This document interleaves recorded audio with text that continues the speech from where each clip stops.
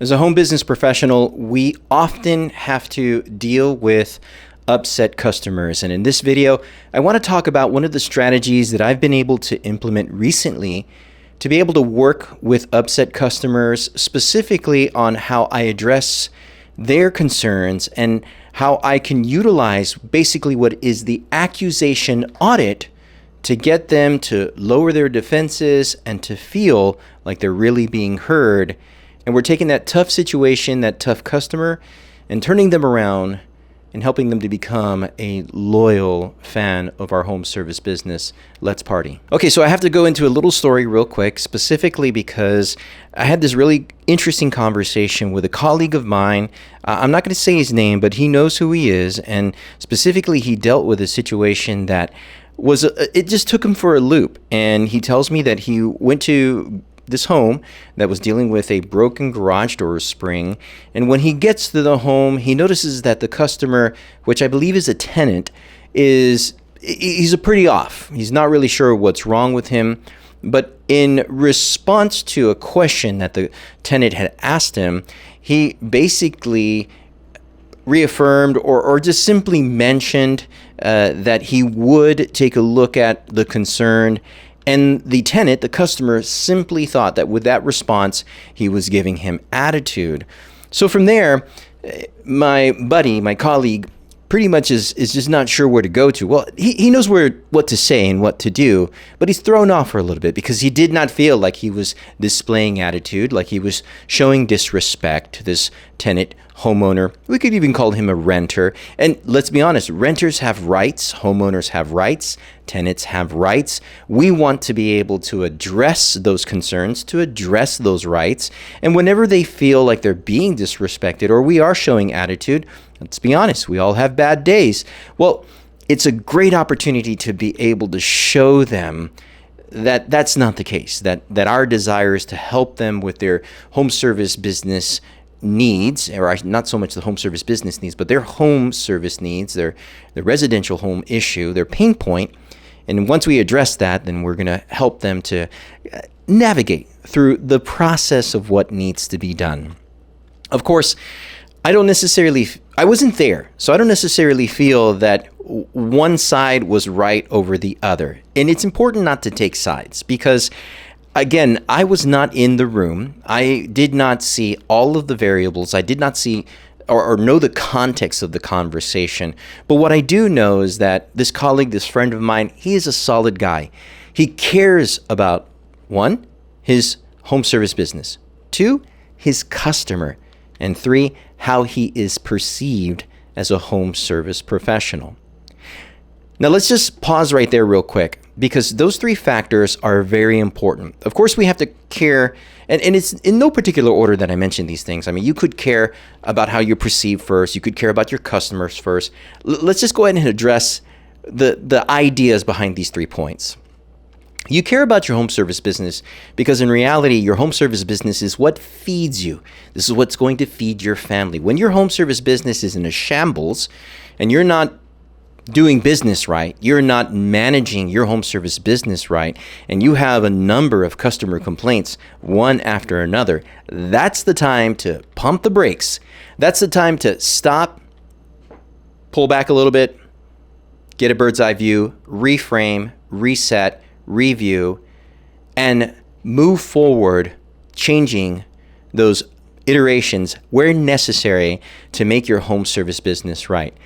Of course, that is not easy for everyone because we could be under the delusions of grandeur that our home service business is the best thing since sliced bread, and that is just not the case. Home service businesses are connected to people.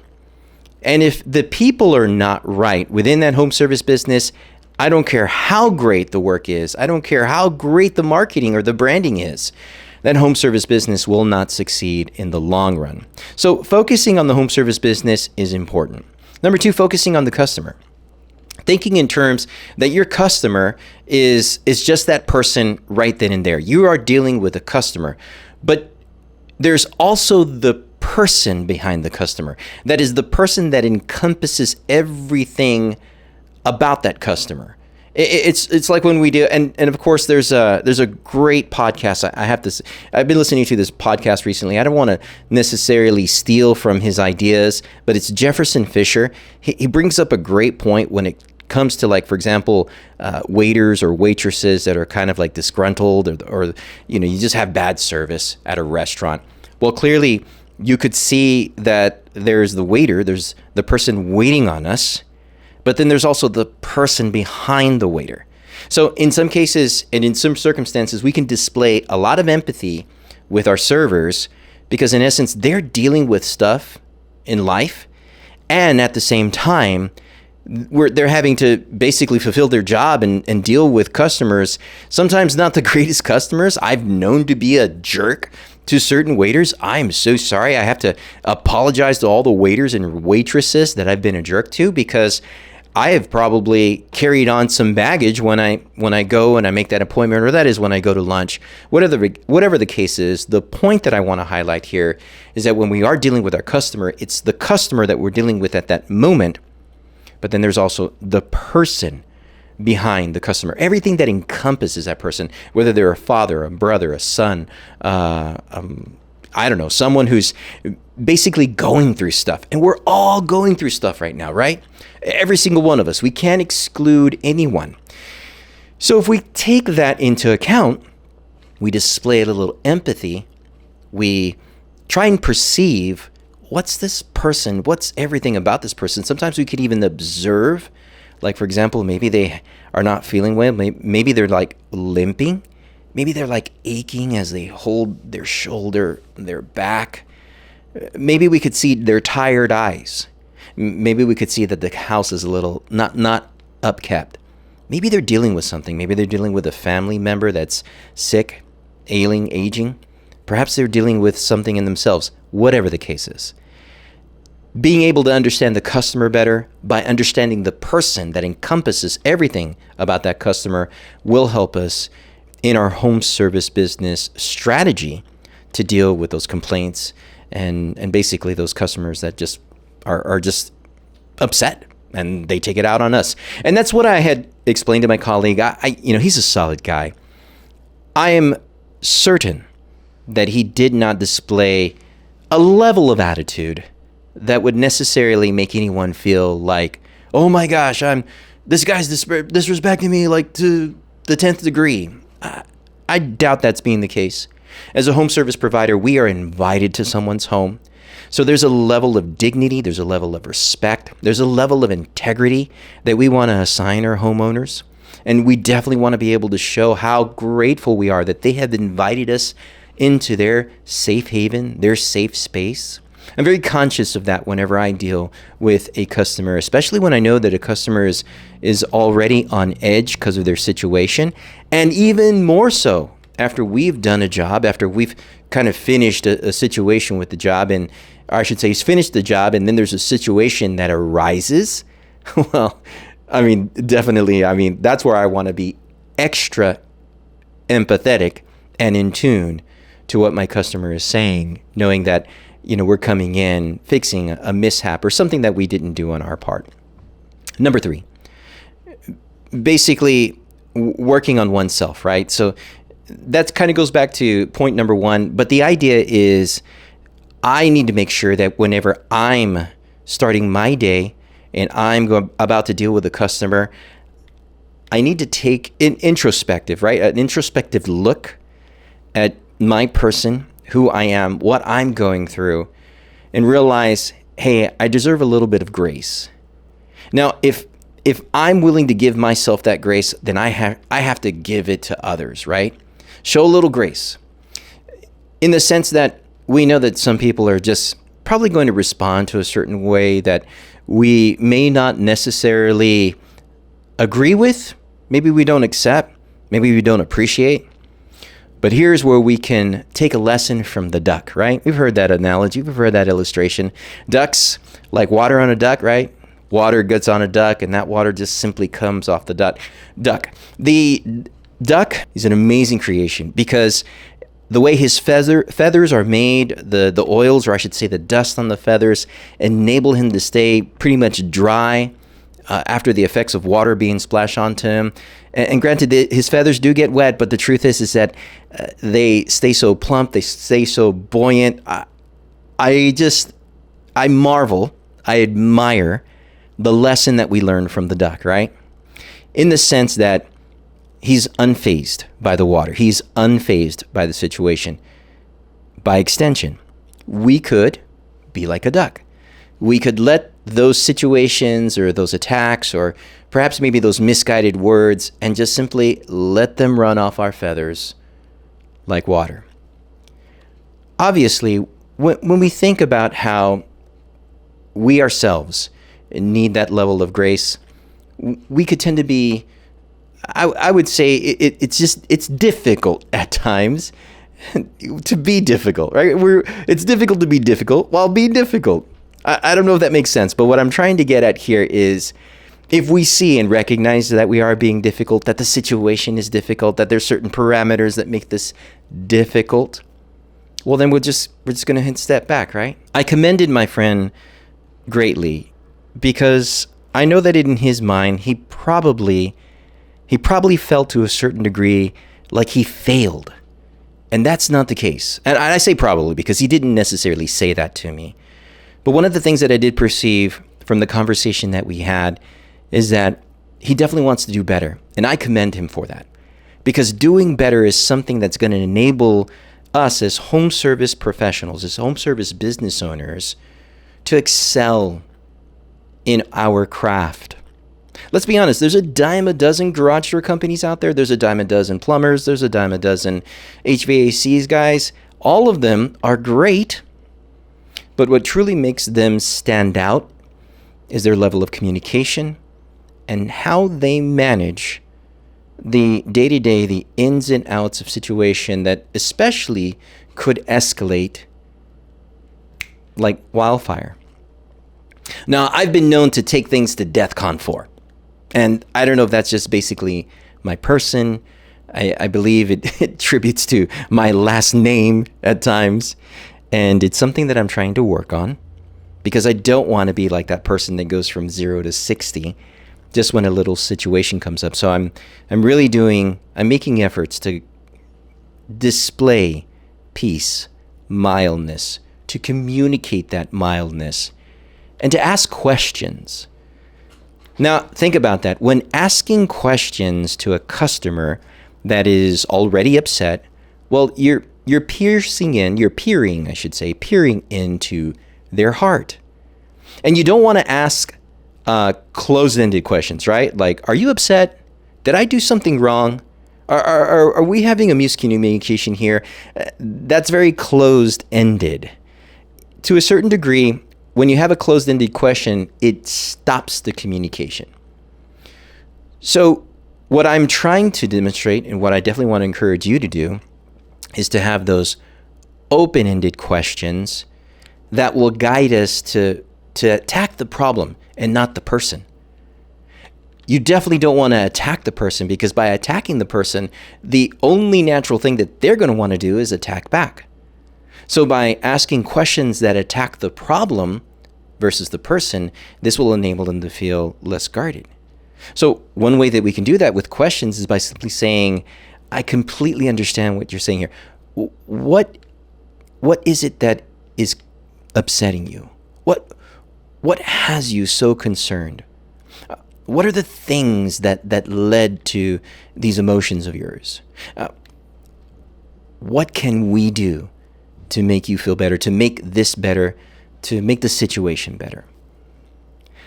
Those open-ended questions will give a number of insight to the customers. To a certain degree, they're going to even stop, and they're going to think, well, wait a minute, what am I arguing about again?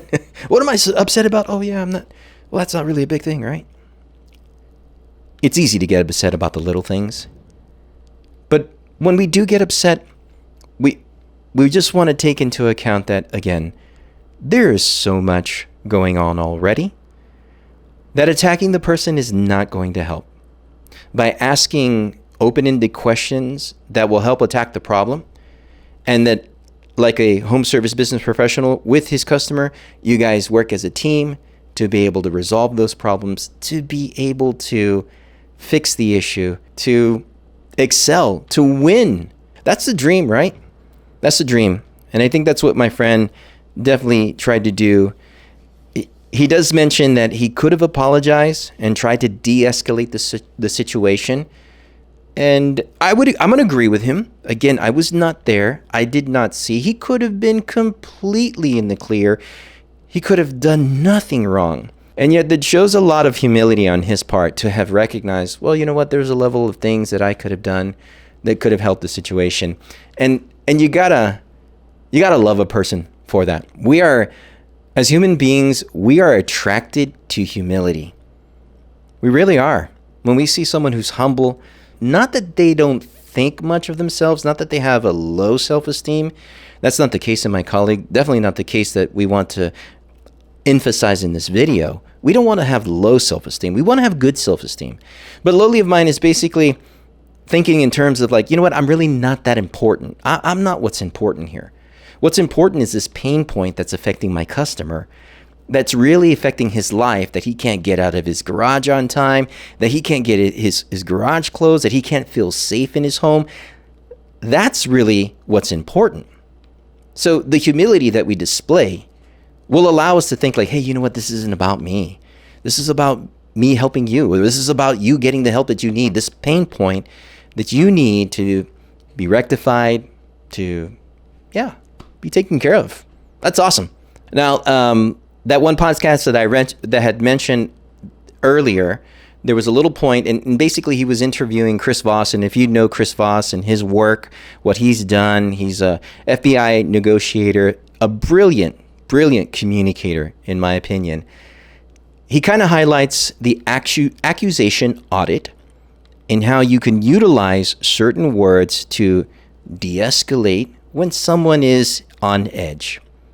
And one of the things that I've kind of learned from this, and this is a little skit, this is not a skit, I'm sorry, this is a script of sorts that I kind of worked up, that when you're dealing with a frustrated customer, you could tell him something like, I know you might believe that we don't care about your time and that we're just giving you the runaround. I deeply regret that. Wow, look at that word. That's a strong word. I deeply regret that. You're probably thinking that we're not taking your problem seriously and that we value your convenience over, or our convenience over your satisfaction. More than that, I'm sure that you are wondering if you should continue to be a customer of ours and if we value you in the future. I assure you that is not the case. I assure you we want to make this right for you. I assure you that we're going to take care of this and we're going to make sure that you are happy, satisfied, delighted, all the words. This script, I'll put it in the show notes. I'll put it in the description below. And you can ponder on it. And the reason why I say ponder on it is because it's obviously written up. I used the ideas from Chris Voss to emulate sort of what I would say to my customer.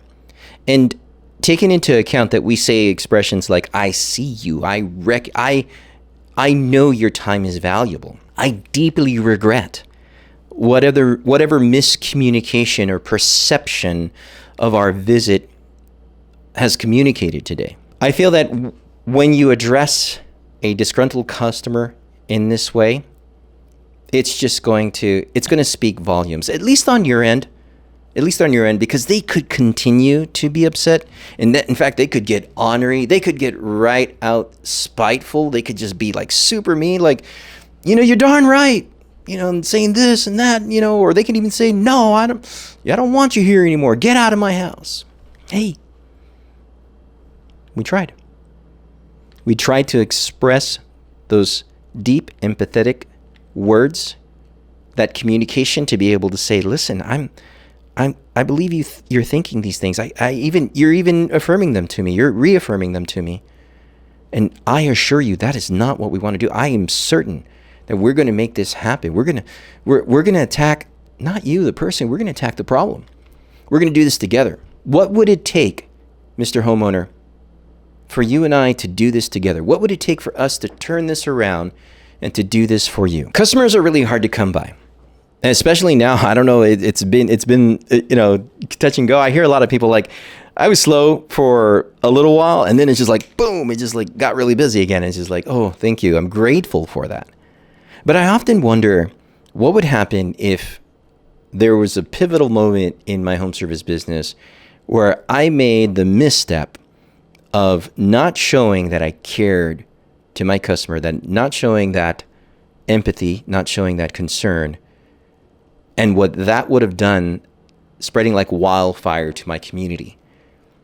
It could easily be through a review or some sort of social media post or something that would communicate to the masses, this guy treated me like this, he did me dirty, he did that. People will take that sometimes for face value, and yet close friends and families and maybe even some other people that we kind of miscommunicated in the past might even say like, oh, you know what? He was like that with me. After a while, those numbers, they tend to elevate. After a while, that treatment, that perception of your home service business as you as a home service professional, yeah, that could come and bite you really hard. So by no means will I take that road of, you know what, bygones, bygones. Granted, I know that there's going to be customers that there's simply a point of no return. And in those situations, I'm just going to learn from it. I'm just going to learn from that lesson. But 9 times out of 10, I'm definitely going to display the expressions that we shared with you as a motive, as a bridge of sorts, to be able to build that bond and that relationship. So for me, it's extra important. It's extra special to me to deal with those people and just to try and win them. And in some cases, I've allowed time to pass, and it's always good to do that. It's almost like whenever you're having an argument with your loved one, and this by no means is this advice for like relationships and stuff like that. I know that it's almost like we're talking about relationships here, and they really are. It's the relationship within your customer, you and as a home service professional with your customer. But I believe they transcend or they apply in all aspects of life. But the reality is that whenever I'm dealing with a homeowner, Mrs. Homeowner, thank you for expressing those words. Thank you for expressing your concerns. I definitely want to validate those concerns. Allow me a day or two to be able to address them and rectify this or find a solution for you. Stepping back will allow me to kind of gauge my feelings, my emotions, because they are strong, and because emotions are really strong at times, they could steer me, they could guide me to a place where I don't want to go. So I'm just going to step back. I'm going to think in terms of how, again, I can win that customer, attack the problem, not the person, and be able to help them see that I really, truly want to serve them. If we're considering the customers in our communities as friends, neighbors, people that we wish to serve in the community, that's going to go a long way. I think for my friend and colleague, I think he really feels like the next time around, that's going to be his goal. I know it is. I know he's definitely going to make the effort to show how he can do better, be better in those tough situations. He's definitely inspired me. He inspired, in fact, this quick little podcast and the subject matter and the topic about dealing with customers. And I definitely want to inspire you to do the same. Because when we can focus on the person, the whole person, aside just from the disgruntled customer, we're going to be able to truly help our community with our home service business. And our home service business is definitely going to stand out in a sea of home service businesses that really just don't care.